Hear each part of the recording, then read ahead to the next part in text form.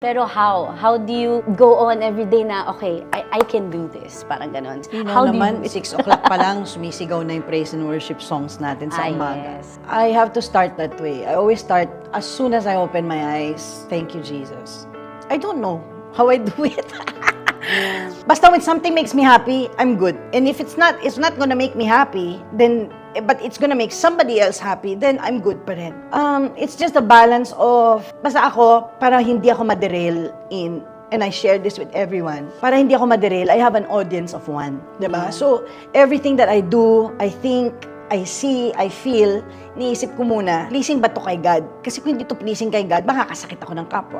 So I think God lang na this is in my life right now. Kasi before, hindi ako ganun mag-isip. Before, ba't mo tinitingnan na masama? Gusto mo dukot ko yung mata mo? O kaya, di ba? Or taasan lang ako ng boses, ay, baka yung panganon, na,